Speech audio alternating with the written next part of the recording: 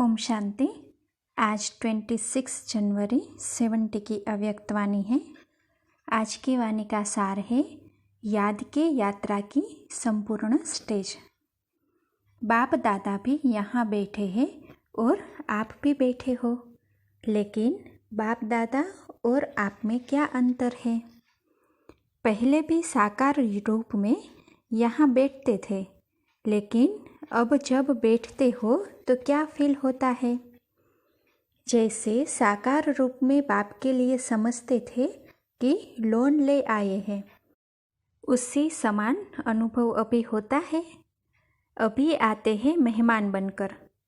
यूँ तो आप सभी भी अपने को मेहमान समझते हो, लेकिन आपके और बाप के समझने में फ़र्क है। मेहमान उसको कहा जाता है जो आता है और जाता है। अभी आते हैं फिर जाने के लिए। वह था बुद्धि योग का अनुभव, यह है प्रैक्टिकल अनुभव। दूसरे शरीर में प्रवेश हो कैसे कर्तव्य करना होता है, यह अनुभव बाप के समान करना है। दिन प्रतिदिन तुम बच्चों की बहुत कुछ समान स्थिति होती जाएगी। आप लोग भी ऐसे अनुभव करेंगे। सचमुच जैसे लोन लिया हुआ है, कर्तव्य के लिए मेहमान है। जब तक अपने को मेहमान नहीं समझते हो, तब तक न्यारी अवस्था नहीं हो सकती है। तो देखो बाबा क्या कहते हैं कि जो ज़्यादा न्यारी अवस्था में रहते हैं, उनकी स्थिति में विशेषता क्या होती है? तो देखो बाबा ने बताया कि उनकी बोली से, उनके चलन से उपराम स्थिति का औरों को अनुभव होगा। जितना उपराम स्थिति जाएगी, उतना उपराम होते जाएंगे। शरीर में होते हुए भी इस उपराम अवस्था तक पहुंचना है।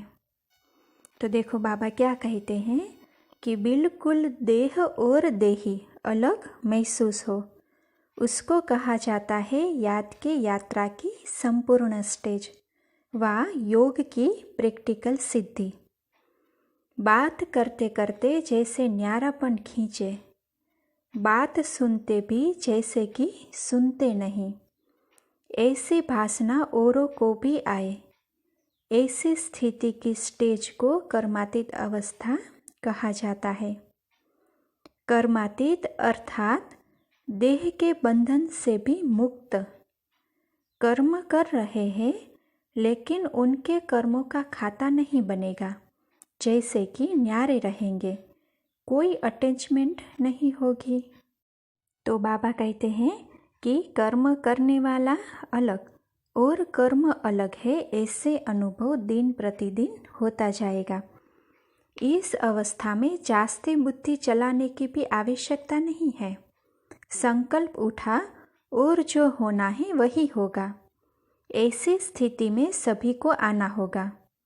मूल वतन जाने के पहले वाया सूक्ष्म वतन जाएंगे। वहाँ सभी को आकर मिलना है, फिर अपने घर चलकर फिर अपने राज्य में आ जाएंगे। जैसे साकार वतन में मेला हुआ, वैसे ही सूक्ष्म वतन में होगा।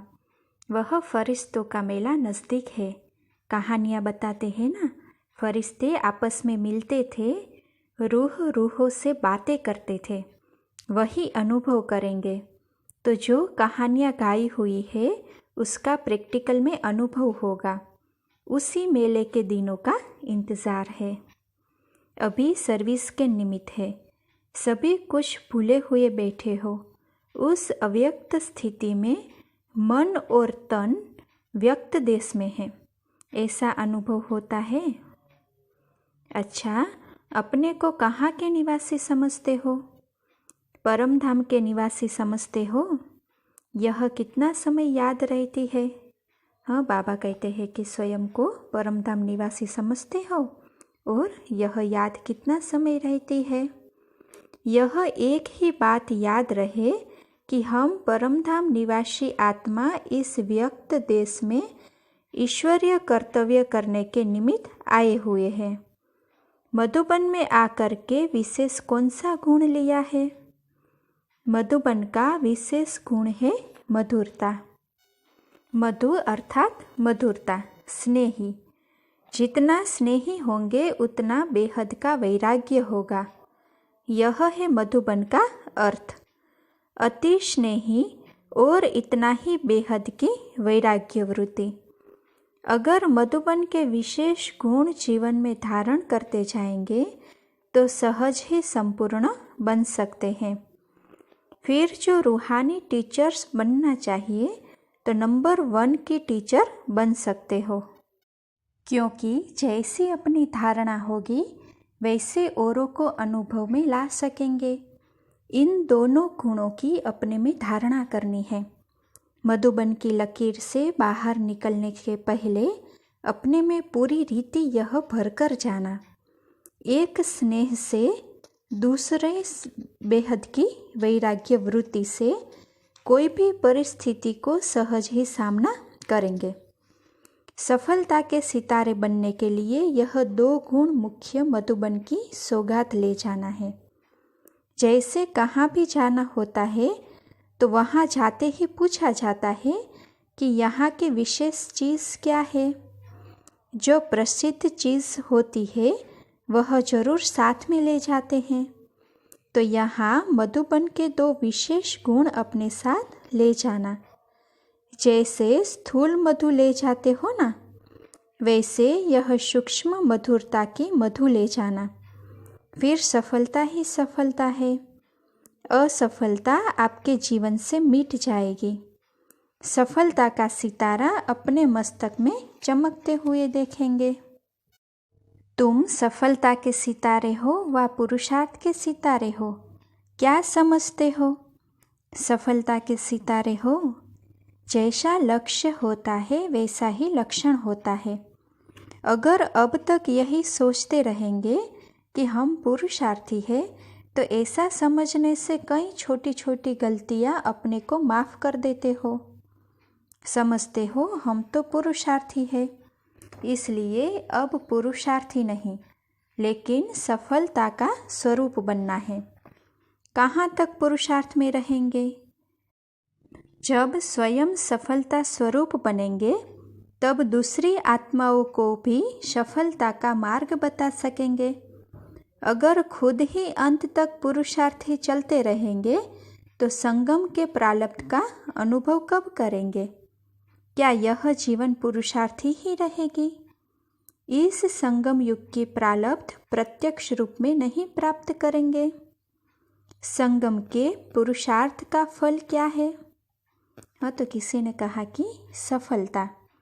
तो बाबा कहते हैं कि तो सफलता स्वरूप भी निश्चय करने से सफलता होती रहेगी। जब यह समझेंगे कि मैं हूँ ही सफलता का सितारा तो असफलता कैसे आ सकती है? सर्वशक्तिवान की संतान कोई कार्य में असफल हो ही नहीं सकती। अपने मस्तक में विजय का सितारा देखते हो या देखेंगे? विजय तो निश्चित है ही ना। विजय अर्थात सफलता। अभी समय बदल रहा है। जब समय बदल गया तो अपने पुरुषार्थ को भी बदलेंगे ना। देखो बाबा क्या कहते हैं, हाँ, कि समय बदलता जाता है तो अपने पुरुषार्थ को भी बदलना है। अब बाप ने सफलता का रूप दिखला दिया है तो बच्चे भी रूप में व्यक्त देह में होते सफलता का रूप नहीं दिखाएंगे। अपने को सदैव सफलता का मूर्त ही समझो। निश्चय को विजय कहा जाता है ना। जैसा विश्वास रखा जाता है वैसा ही कर्म होता है। निश्चय में कमी होगी तो कर्म में भी कमी हो जाएगी। स्मृति शक्तिवान है तो स्थिति और कर्म भी शक्तिवान होंगे। हाँ, देखो बाबा इस बात पर हमें अटेंशन दिलाते हैं कि अगर स्मृति शक्तिशाली बना के रखेंगे तो ऑटोमेटिक स्थिति और कर्म भी शक्तिशाली बनते जाएंगे। इसलिए कभी भी अपनी स्मृति को कमजोर नहीं रखना। शक्ति दल व पांडव कब असफल हो सकते हैं क्या? अपनी कल्प पहले वाली बात याद है कि पांडवों ने क्या किया था? विजयी बने थे ना।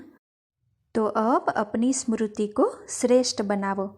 अब संगम पर है विजय का तिलक, फिर इस विजय के तिलक से राज तिलक मिलेगा।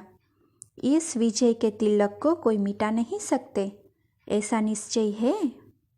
जो विजय रत्न है उनकी हर बात में विजय ही विजय है, उनकी हार हो ही नहीं सकती। हार तो बहुत जन्म खाते रहे, अब आकर विजय बनने बाद फिर हार क्यों? देखो बाबा क्या कहते हैं, विजय हमारी ही है, ऐसा एक बल एक भरोसा हो। फिर किसी ने पूछा कि बच्ची यदि ज्ञान में नहीं चलती है तो क्या करे? बाबा कहते हैं, अगर कोई इस मार्ग में नहीं चल सकते हैं तो शादी करनी ही पड़े। उन्हों की कमजोरी भी अपने ऊपर से मिटानी है। साक्षी हो मजबूरी भी करना होता है। वह हुआ फर्ज, लगन नहीं है। फर्ज पालन करते हैं, एक होता है लगन से करना, एक होता है निमित्त फर्ज निभाना। सभी आत्माओं का एक ही समय यह जन्मसिद्ध अधिकार लेने का पाठ नहीं है। परिचय मिलना तो जरूर है, पहचान भी है, लेकिन कोई का पाठ अभी है, कोई का पीछे। बीजों में से कोई झट फल देता है, कोई देरी से फल देता है। वैसे ही यहाँ भी हर एक का अपने समय पर पाठ है। फर्ज समझ करेंगे तो माया का मर्ज नहीं लगेगा, नहीं तो वायुमंडल का असर लग जाता है। इसलिए फर्ज समझ करना है। फर्ज और मर्ज में सिर्फ एक बिंदी का फर्क है, लेकिन बिंदी रूप में न होने कारण फर्ज भी मर्ज हो जाता है। जो मददगार है उन्हों को मदद तो सदैव मिलती है।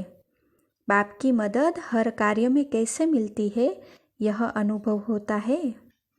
एक दो के विशेष गुण को देख एक दो को आगे रखना है। किसको आगे रखना यह भी अपने को आगे बढ़ाना है। शिव जयंती पर आवाज़ फैलाना सहज होता है। जितनी हिम्मत हो उतना करो, क्योंकि फिर समय ऐसा आना है जो इस सर्विस के मौके भी कम मिलेंगे। इसलिए जितना कर सकते हो उतना करो। भूले क्यों होती है, उसकी गहराई में जाना है। अंतर्मुख हो सोचना चाहिए, यह भूल क्यों हुई। यह तो माया का रूप है। मैं तो रचयिता बाप का बच्चा हूँ। अपने साथ एकांत में ऐसे ऐसे बातें करो, उभारने की कोशिश करो। कहाँ भी जाना होता है तो अपना यादगार छोड़ना होता है और कुछ ले जाना होता है। तो मधुबन में विशेष कौन सा यादगार छोड़ा? एक एक आत्मा के पास यह ईश्वरीय स्नेह और सहयोग का यादगार छोड़ना है। जितना एक दो के स्नेही सहयोगी बनते हैं, उतना ही माया के विघ्न हटाने में सहयोग मिलता है। सहयोग देना अर्थात सहयोग लेना। परिवार में आत्मिक स्नेह देना है और माया पर विजय पाने का सहयोग लेना है। यह लेन देन का हिसाब ठीक रहता है। इस संगम पर ही अनेक जन्मों का संबंध जोड़ना है। स्नेह है संबंध जोड़ने का साधन। जैसे कपड़े सिलाई करने का साधन धागा होता है ना, वैसे ही भविष्य संबंध जोड़ने का साधन है स्नेह रूपी धागा। जैसे यहाँ जोड़ेंगे वैसे वहाँ जुटा हुआ मिलेगा। जोड़ने का समय और स्थान यह है। ईश्वरीय स्नेह भी तब जुड़ सकता है जब अनेक के साथ स्नेह समाप्त हो जाता है। तो अब अनेक स्नेह समाप्त कर एक से स्नेह जोड़ना है।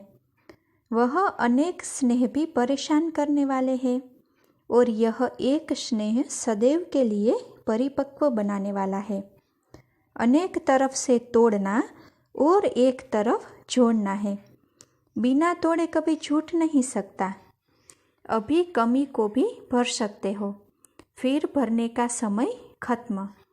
ऐसे समझकर कदम आगे बढ़ाना है। सभी तीव्र पुरुषार्थी हो वा पुरुषार्थी हो। तीव्र पुरुषार्थी के मन के संकल्प में भी हार नहीं हो सकती। ऐसी स्थिति बनानी है जो संकल्प में भी माया से हार न हो। इसको कहा जाता है तीव्र पुरुषार्थी। वे शुद्ध संकल्पों में पहले से ही मन को बिजी रखेंगे और संकल्प नहीं आने देंगे। पूरा भरा हुआ होगा तो एक बूंद भी जास्ती पड़ नहीं सकेगी, नहीं तो बह जाएगा। हाँ, तो देखो बाबा कहते हैं तो यही संकल्प मन में रहे जो व्यर्थ संकल्प आने का स्थान ही न हो। तो बाबा कहते हैं कि इतना अपने को बिजी रखो। मन को बिजी रखने के तरीके जो मिलते हैं वह आप पूरे प्रोग्राम में नहीं लाते हो, इसलिए व्यर्थ संकल्प आ जाते हैं। एक तरफ बिजी रखने से दूसरा तरफ स्वयं छूट जाता है। हाँ, बाबा ने मन को बिजी रखने के लिए विधि बताई कि मन को एक तरफ ही बिजी रखो तो जो और दूसरे तरफ मन जो है वह स्वयं ही छूट जाएगा। मंथन करने के लिए तो बहुत खजाना है, इसमें मन को बिजी रखना है। समय की रफ्तार तेज है व आप लोगों के पुरुषार्थ की रफ्तार तेज है। अगर समय तेज चल रहा है और पुरुषार्थ ढीला है तो उसकी रिजल्ट क्या होगी? समय आगे निकल जाएगा और पुरुषार्थी ही रह जाएंगे। समय की गाड़ी छूट जाएगी, सवार होने वाले रह जाएंगे। समय की कौन सी तेज देखते हो? तो बाबा कहते हैं कि समय में बीती को बीती करने की तेज है। वही बात को समय फिर कब रिपीट करता है? तो पुरुषार्थी की जो भी कमियां है उसमें बीती को बीती समझ आगे हर सेकंड में उन्नति को लाते जाओ तो समय के समान तेज चल सकते हो। हाँ, देखो बाबा ने कितनी सुंदर बात बताई ना। हाँ, कि समय एक बात को कभी रिपीट नहीं करेगा। तो बाबा ने कहा कि उसी तरह जो तीव्र पुरुषार्थी है वो भी कमियां एक बार बीती सो बीती कर दी, फिर वह सामने नहीं लाएंगे। तो बाबा कहते हैं समय तो रचना है ना, रचना में यह गुण है तो रचयिता में भी होना चाहिए। ड्रामा क्रिएशन है तो क्रिएटर के बच्चे आप हो ना, तो क्रिएटर के बच्चे क्रिएशन से ढीले क्यों? इसलिए सिर्फ एक बात का ध्यान रहे कि जैसे ड्रामा में हर सेकंड अथवा जो बात बीती जिस रूप से बीत गई वह फिर से रिपीट नहीं होगी, फिर रिपीट होगी 5000 वर्ष के बाद। वैसे ही कमजोरियों को बार बार रिपीट क्यों करते हो? अगर वह कमजोरियां रिपीट न हो पाए तो फिर पुरुषार्थ भी तेज हो जाएगा। देखो बाबा क्या कहते हैं, हाँ, कि ड्रामा में भी एक बार जो सीन चली गई वह फिर रिपीट होगी 5000 वर्ष के बाद। तो बाबा कहते हैं कि वैसे ही कमजोरियों को बार बार क्यों रिपीट करते हो? हाँ, तो बार बार रिपीट नहीं करेंगे, वह समाप्त हो जाएगी तो पुरुषार्थ में तेजी आ जाएगी। जब कमजोरी समेटी जाती है तब कमजोरी की जगह यह शक्ति भर जाती है। अगर कमजोरियां रिपीट होती रहती है तो शक्ति भरती नहीं है। इसलिए जो बीता सो बीता, कमजोरी की बीती हुई बातें फिर संकल्प में भी नहीं आनी चाहिए। अगर संकल्प चलते हैं तो वाणी और कर्म में भी आ जाते हैं। तो देखो बाबा क्या कहते हैं, संकल्प में ही खत्म कर देंगे तो वाणी कर्म में आएगा ही नहीं। फिर मन, वाणी, कर्म तीनों शक्तिशाली हो जाएंगे। बुरी चीज़ को सदैव फौरन ही फेंका जाता है ना, अच्छी चीज़ को प्रयोग किया जाता है। तो बुरी बातों को ऐसे फेंको जैसे बुरी चीज़ को फेंका जाता है। फिर समय पुरुषार्थ से तेज नहीं जाएगा। समय का इंतजार आप करेंगे तो हम तैयार बैठे हैं, समय आए तो हम जाए, ऐसी स्थिति हो जाएगी। अगर अपनी तैयारी नहीं होती है तो फिर सोचा जाता है कि समय थोड़ा हमारे लिए रुक जाए। बांधेली का योग तेज होता है क्योंकि जिस बात से कोई रोकते हैं तो बुद्धि उस तरफ लगी रहती है। घर बैठे भी चरित्रों का अनुभव कर सकते हो, लेकिन ऐसी लगन चाहिए। जब ऐसी लगन अवस्था हो जाएगी तो फिर बंधन कट जाएंगे। तो बाबा कहते हैं कि एक की याद ही अनेक बंधन को तोड़ने वाली है। एक से जोड़ना है, अनेक से तोड़ना है। एक बाप के सिवाय दूसरा न कोई। जब ऐसी अवस्था हो जाएगी फिर यह बंधन आदि सभी खत्म हो जाएंगे। जितना अटूट स्नेह होगा उतना ही अटूट सहयोग मिलेगा। सहयोग नहीं मिलता, इसका कारण स्नेह में कमी है। अटूट स्नेह रख करके अटूट सहयोग को प्राप्त करना है। कल्प पहले का अपना अधिकार लेने के लिए फिर से पहुंच गए हो, ऐसा समझते हो। वह स्मृति आती है कि हम ही कल्प पहले थे, अभी भी फिर से हम ही निमित्त बनेंगे। जिसको यह नशा रहता है उनके चेहरे में खुशी और ज्योति रूप में देखने में आता है। उनके चेहरे में अलौकिक अव्यक्त चमक रहती है। उनके नयनों से, मुख से सदैव खुशी ही खुशी देखेंगे। देखने वाला भी अपना दुख भूल जाए। जब कोई दुखी आत्मा होती है तो अपने को खुशी में लाने के लिए खुशी के साधन बनाती है ना। तो दर्पण में चेहरा देखने में आए, तुम्हारे चेहरे से सर्विस हो। न बोलते हुए आपका मुख सर्विस करे।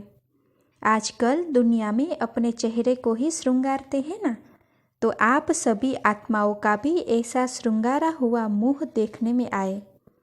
सर्वशक्तिवान बाप के बच्चे हैं, फिर शक्ति न आए यह कैसे हो सकता है। जरूर बुद्धि की तार में कमी है। तार को जोड़ने के लिए जो युक्तियाँ मिलती है उसको अभ्यास में लाओ। तोड़ने बिगर जोड़ लेते हैं तो पूरा फिर जुटता नहीं है। तो बाबा कहते हैं कि थोड़े समय के लिए जुटता है फिर टूट जाता है। इसलिए अनेक तरफ से तोड़कर एक तरफ जोड़ना है। इसके लिए संग भी चाहिए और अटेंशन भी चाहिए। हर कदम पर संकल्प पर अटेंशन। संकल्प जो उठता है वह चेक करो कि यह हमारा संकल्प यथार्थ है वा नहीं। इतना अटेंशन जब संकल्प पर हो तब वाणी भी ठीक और कर्म भी ठीक रहे। तो बाबा ने विशेष आज संकल्प के ऊपर भी अटेंशन रखने के लिए कहा। संकल्प और समय दोनों ही संगम युग के विशेष खजाने हैं, जिससे बहुत कमाई कर सकते हो। जैसे स्थूल धन को सोच समझकर प्रयोग करते हैं ना, कि एक पैसा भी व्यर्थ न जाए। तो देखो बाबा क्या कहते हैं, वैसे ही यह संगम का समय और संकल्प व्यर्थ न जाए। अगर संकल्प पावरफुल है तो अपने ही संकल्प के आधार पर अपने लिए सतयुगी सृष्टि लाएंगे। अपने ही संकल्प कमजोर है तो अपने लिए त्रेतायुगी सृष्टि लाते हैं। तो यह खजाना सारे कल्प में फिर नहीं मिलेगा। तो जो मुश्किल से एक ही समय पर मिलने वाली चीज़ है उसका कितना मूल्य रखना चाहिए। अभी जो बना सो बना, फिर बने हुए को देखना पड़ेगा। बना नहीं सकेंगे, अभी बना सकते हो, उसका अब थोड़ा समय भी है। दूसरों को तो कहते हो बहुत गई थोड़ी रही, लेकिन बाबा क्या कहते हैं देखो, लेकिन अपने साथ लगाते हो। समय थोड़ा रहा है लेकिन काम बहुत करना है।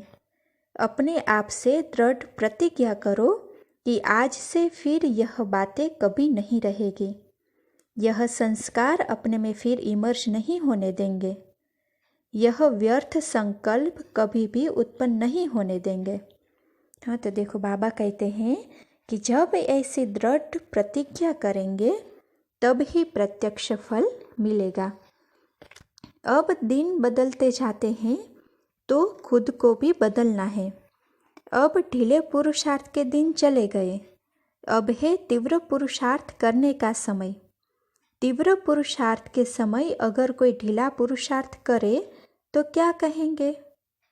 इसलिए अब जोश में आओ, बार बार बेहोश न हो। संजीवनी बूटी साथ में रख सदैव जोश में रहो। बाकी हाँ करेंगे, हो जाएगा, देख लेंगे, यह अक्षर अभी न निकले। देखो बाबा कहते हैं कि ऐसी बातें तो बहुत समय सुनी, अब बाप दादा यही सुनाने चाहते हैं कि हाँ बाबा करके दिखाएंगे। बाबा कहते हैं कि अभी बाप दादा तो यही सुनना चाहते हैं कि बच्चे कहे कि हाँ बाबा हम करके ही दिखाएंगे।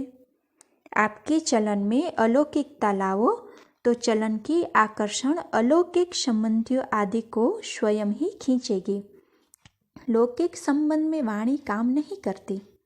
देखो बाबा क्या कहते हैं कि लौकिक संबंध में वाणी काम नहीं करती है, लेकिन जितनी अलौकिकता आएगी अलौकिक चलन ही आकर्षित करेगी, चलन ही आकर्षण होगी। तो अब बहुत तेज से चलना है। अभी ऐसा बदल कर दिखाओ जो सभी के आगे एग्जाम्पल बनो। अब 1 सेकंड भी नहीं गंवाना है। चेक आप कर सकते हो। अब समय बहुत थोड़ा रह गया है। समय भी बेहद की वैराग्य वृत्ति को उत्पन्न करता है, लेकिन समय के पहले जो अपनी मेहनत से करेंगे तो उसका फल ज़्यादा मिलेगा।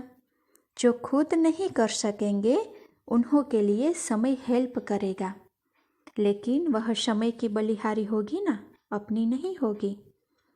कितनी बार बाप दादा से मिले हुए हो, यह स्मृति है कि अनेक बार यह जन्म सिद्ध अधिकार मिला है। कितना बड़ा अधिकार है जो कई प्रयत्नों से भी प्राप्त नहीं हो सकता। यह सहज ही प्राप्त हो रहा है, ऐसा अनुभव किया है। समय बाकी कितना है और पुरुषार्थ क्या किया है, दोनों की परख है। समय कम है और पुरुषार्थ बहुत करना है। जब कोई स्टूडेंट लास्ट टाइम पर आकर दाखिल होते हैं तो वह थोड़े समय में कितनी मेहनत करते हैं। जितना समय तेज जा रहा है इतना पुरुषार्थ तेज है। कब शब्द निकाल ही देना चाहिए।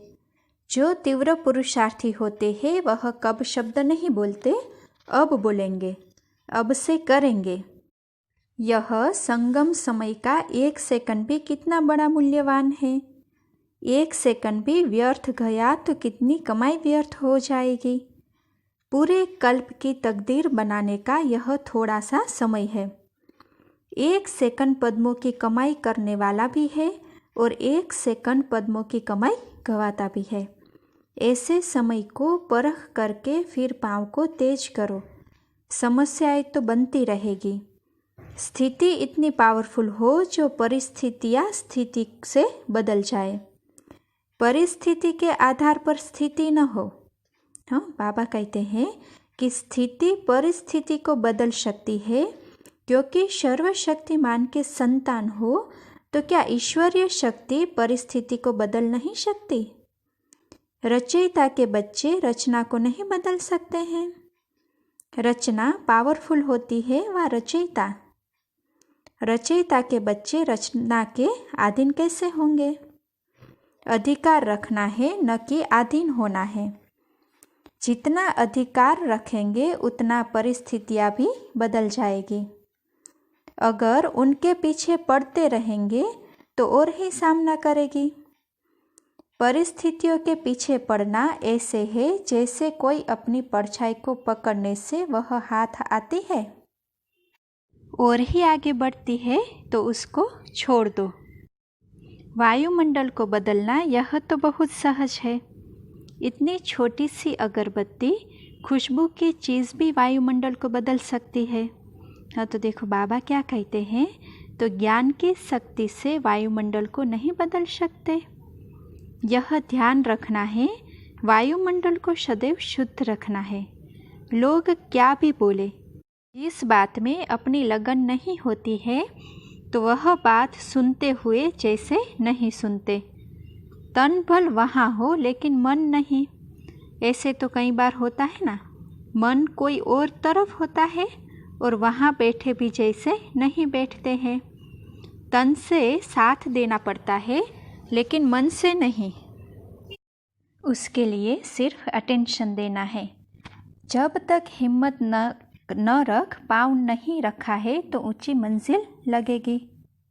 अगर पाँव रखेंगे तो फिर लिफ्ट की तरफ झट पहुंच जाएंगे। हिम्मत रखो तो चढ़ाई भी लिफ्ट बन जाएगी। तो हिम्मत का पाँव रखो, कर सकते हो। सिर्फ लोक लाज का त्याग और हिम्मत की धारणा चाहिए। एक दो का सहयोग भी बड़ी लिफ्ट है। परिस्थितियाँ तो आएगी लेकिन अपनी स्थिति पावरफुल चाहिए। फिर जैसा समय वैसा तरीका भी टच होगा। अगर समय प्रमाण युक्ति नहीं आती है तो समझना चाहिए योग बल नहीं है। योग युक्त है तो मदद भी जरूर मिलती है। जो यथार्थ पुरुषार्थी है उनके पुरुषार्थ में इतनी पावर रहती है। ज़्यादा सोचना भी नहीं चाहिए। अनेक तरफ लगाव है, फिर माया की अग्नि भी लग जाती है, परंतु लगाव नहीं होना चाहिए। फर्ज तो निभाना है लेकिन उसमें लगाव न हो। ऐसा पावरफुल रहना है जो औरों के आगे एग्जाम्पल हो। जो एग्जाम्पल बनते हैं वह एग्ज़ाम में पास होते हैं। एग्ज़ाम देने के लिए एग्जाम्पल बन दिखाओ, जो सभी देखे कि ये कैसे नवीनता में आ गए हैं। ऐसा सर्विसेबल बनना है जो आपको देख औरों को प्रेरणा मिले। पहले जो शक्तियाँ निकली उन्होंने इतनी शक्तियों को निकाला। आप शक्तियाँ फिर सृष्टि को बदलो, इतना आगे जाना है। गीत भी है ना, हम शक्तियाँ दुनिया को बदल कर दिखाएंगे। सृष्टि कौन बदलेंगे? जो पहले खुद बदलेंगे। शक्तियों की सवारी शेर पर दिखाते हैं। हाँ, तो बाबा कहते हैं कि कौन सा शेर? यह माया जो शेरनी रूप में सामना करने आती है उसको अपने अधीन कर सवारी बनाना, अर्थात उनकी शक्ति को खत्म करना। ऐसी शक्तियाँ जिनकी शेर पर सवारी दिखाते हैं वही तुम हो ना। वह सभी का चित्र है। ऐसी शेरनी शक्तियाँ कभी माया से घबराती नहीं, लेकिन माया उनसे घबराती है। ऐसे मायाजीत बने हो ना। शक्ति बिगर बंधन नहीं टूटेंगे। याद की शक्ति है, एक बाप दूसरा न कोई। ऐसा सौभाग्य कोटों में कोई को मिलता है। इतना पद्मा पदम भाग्यशाली अपने को समझते हो? शक्ति दल बहुत कमाल कर सकता है। जो हड्डी सेवा करने वाले होते हैं उनको बाप भी मदद करता है। जो स्नेही है उनसे बाप भी स्नेह रखता है। बाप के भी वही बच्चे सामने रहते हैं। भल कोई कितना भी दूर हो, लेकिन बाप दादा के दिल के नज़दीक है। सभी से अच्छी सौगात है अपने इस चेहरे को सदैव हर्षित बनाना। कभी भी कोई परेशानी की रेखा न हो। जैसे संपूर्ण चंद्रमा कितना सुंदर लगता है, वैसे अपना चेहरा सदैव हर्षित रहे। चेहरा ऐसा चमकता हुआ हो जो और भी आपके चेहरे में अपना रूप देख सके। चेहरा दर्पण बन जाए। अनेक आत्माओं को अपना मुखड़ा दिखलाना है। अभी पद्मा पदम भाग्यशाली बनना है, महादानी बनना है। रहम दिल बाप के बच्चे सर्व आत्माओं पर रहम करना है। इस रहम की भावना से कैसी भी आत्माएं बदल सकती है। सारे दिन में यह चेक करो कि कितने रहम दिल बने, कितनी आत्माओं पर रहम करना है। इस रहम की भावना से कैसी भी आत्माएं बदल सकती है। सारे दिन में यह चेक करो कि कितने रहम दिल बने, कितनी आत्माओं पर रहम किया। दूसरों को सुख देने में भी अपने में सुख भरता है। देना अर्थात लेना। दूसरों को सुख देने से खुद भी सुख स्वरूप बनेंगे, कोई विघ्न नहीं आएंगे। दान करने से शक्ति मिलती है। अंधों को आंखें देना कितना महान कार्य है। आप सभी का यही कार्य है। अज्ञानी अंधों को ज्ञान नेत्र देना और अपनी अवस्था सदैव अचल रहे। तुम बच्चों की स्थिति का ही यह अचल घर यादगार है। जैसे बाप दादा एक रस रहते हैं, वैसे बच्चों को भी एक रस रहना है। जब एक के ही रस में रहेंगे तो एक रस अवस्था में रहेंगे। अच्छा, ओम शांति।